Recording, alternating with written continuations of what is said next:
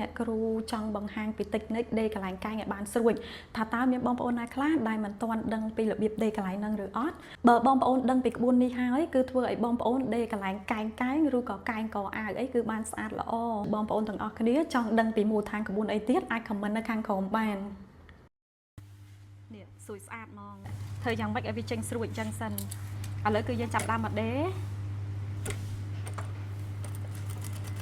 សាប់មកធម្មតាណាបងដាក់ភ្នែលេខ2អាហ្នឹងអត់ត្រូវការភ្នែល្វើលពេកទេអូនលេខ2ឬក៏លេខ2កន្លះបាន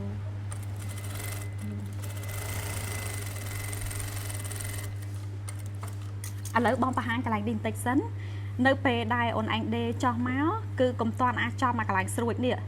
អូនឯងធ្វើប៉ុណ្ណេះបានហើយបានន័យថាខ្វះមកបញ្ចូលទៀតចំកន្លែងស្រួចបានយើងឈប់ណាអញ្ចឹងឥឡូវអ្នកគ្រូដេមកដល់កន្លែងហ្នឹងសិន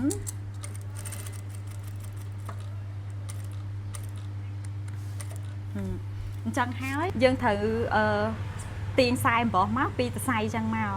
ពីតសៃអញ្ចឹងហើយបានអូនឯងចាប់ដើមសក់ចូលនៅក្នុងប្រឡោះកដាលនៃកណាត់របស់យើងណានេះប្រឡោះកដាលនៃកណាត់អូនឯងសក់ទៅអាដៃស្ដាំយើងនេះយើងទាញអំបោះហ្នឹងឲ្យកប់ជាមួយនឹងម្ជុលហើយបានយើងចាប់ដើមដេរមកភ្នែអញ្ចឹងហើយបានអូនឯងលើកជើងទាមកវិញទាញមកគួបគ្នាអញ្ចឹងមកណាគួបអំបោះចឹងហើយទាំងអស់គ្នាមូលមកជុំពីរជុំសិនមកបានចាប់ដើមសក់វាចូលទៅក្នុងកណាត់យើងនេះអ្នកគ្រូធ្វើមួយណាអត់ហ៊ានលឿនទេនេះសក់ចូលទៅក្នុងកណាត់បែបហ្នឹងមកបានអូនឯងចាប់ដើមដេកកាច់មកនេះវិញ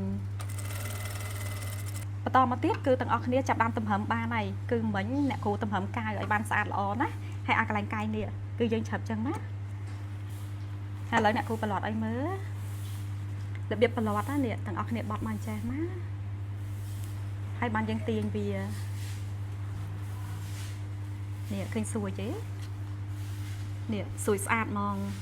អូខេអញ្ចឹងរបៀបប្រឡត់កន្លែងកាយហ្នឹងគឺរួចរាល់ហើយ